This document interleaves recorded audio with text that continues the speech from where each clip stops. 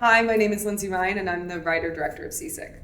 And I'm Vitoria Vasconcellos, and I'm the writer-director of Pathei Mathos.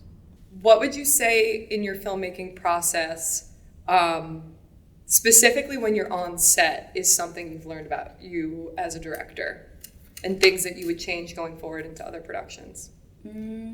I think that I'm a very intense person, and that becomes even more obvious on set when I have to lead a group of people. I'm very much like a kamikaze filmmaker. I'll throw myself off places. I've gotten 2 concussions while making movies, and it's all my fault too. It's all my fault. Everyone. If you're watching this and you've made a movie with me, it's not your fault. Know this. It was my fault. And because I'm just so used to, I'm a very, very intense person, and I think understanding how to channel this in a way that is productive and pushes people, but it's not intimidating, is something that I learn every time I'm on set. To be a passionate director and a passionate leader does not mean having to throw yourself off a cliff for your crew. And when you're able to communicate that and connect, I find that everyone becomes this amalgam of passionate people wanting to make things. I'm very lucky that I work with friends all the time, so they know me and I know them, so we're able to work together in a very smooth way. But that's something that I have to learn, because I'm acting and directing in these films very often, so I'm switching from very intense characters that are trying to survive or just killed someone, to being a leader that has to be someone reasonably normal to be able to communicate to people. So controlling my intensity and my passion for these films that are my life, I think is something that I learn and I try to get better at every time. What about you? Mine's probably a little more technical. I think with every project, there's always that thing, if you look at it a year down the line and you're like, wow, I would change everything. Or there's so much you would do differently. But I think for me, it's taking a second on set and really looking at the frame and making sure that that's that shot that you needed for that coverage, and sort of having the edit in your head.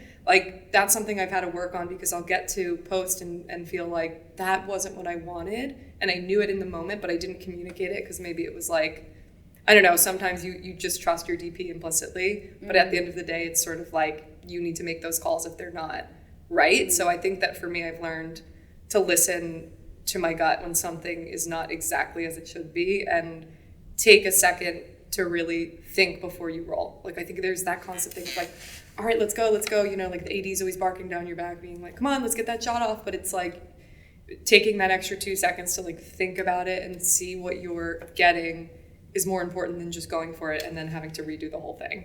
Yeah. No, I think that's such a beautiful thing about filmmaking. When you watch a movie a year after you made it, and you're that's just not the filmmaker I am anymore. Yeah. I'm just a different person, and I'm glad that people are able to see this movie. This one that's in this festival, we shot in 2019. And because of the pandemic, everything was delayed. But I look at it and I'm proud of who I was back then, and I'm happy that it got out. But I think it's a beautiful idea to know that you were able to grow because of these projects. And thinking about the edit when you're shooting, I think it's such a mature filmmaking move, because you're there, you know how things are going to be cut, and then you're in the editing room and you have so much less problems than you would have if you didn't think about that at all. So I think with every film we become more of Renaissance people in that way, and are able to communicate better between departments. So it's a beautiful kind of failure that filmmaking brings to your life, that I'm grateful for. I resonated with that a lot. This one's always an interesting one. What is the best advice you received related to filmmaking? I feel you're going to have a really deep answer for this. Pressure now. So hard. I'm trying to come up with a light answer, especially because I feel my movie, when I'm describing it to people at the festival, everyone's talking about their comedies and I'm talking about my trauma movie. So I'm trying to kind of paraphrase it in a way that'd be from the heart, that the youth would connect with. The best advice that it is connected to my movie actually. So I made this movie because of in response to an accident that happened.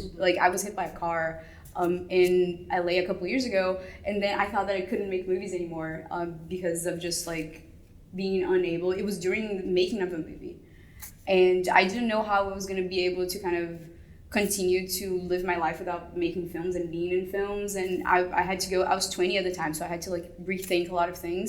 And then when I was at a hospital, my aunt told me about this Greek concept that wisdom and pain are siblings and you can't have one without the other, and in all situations of life. And that the concept and name of it is Pathei Mathos, which is the name of my film.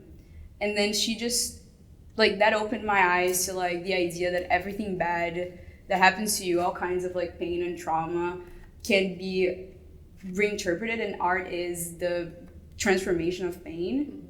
So so I think that's the best thing that anybody had ever said to me, because now I'm able to look at things that go wrong and take a step back and be like, how can I transform this into something that will make me see the world, will explain to myself the way that the world works better, and also how I see the world to other people. I don't know if that was deep enough. Yeah, it's like but the pain is a blessing, right? It's like the emotions. If you can't help it, like you can't stop most things that happen, right? So all we can do is be able to work with what happens with us, and if we can make movies out of it that, I don't know, try to transform, I feel like we're trying to, you know, do something that's worth our time. All we can do with our trauma is make movies about it. Correct. Okay, this is cute. Okay, what was the project that made you fall in love with filmmaking? Probably, oh man, this is like going back to like making really silly films. Probably, I made this film when I was younger. I have a boat theme, apparently. I grew up like very much so like water. But I made this short film. It was just me, one of my best friends, and then my partner at the time. And we like, it was so ambitious. It was so crazy. It was kids. It was on a boat in the middle of the water. We had like no support. But it was just one of those weekends that was chaotic fun. And it's crazy what you could do, like you were saying, when there's no expectation. I think like that was the project that had so much spontaneity that it like really resonated, or really just kind of solidified the fact that like I love filmmaking and it's what I want to do.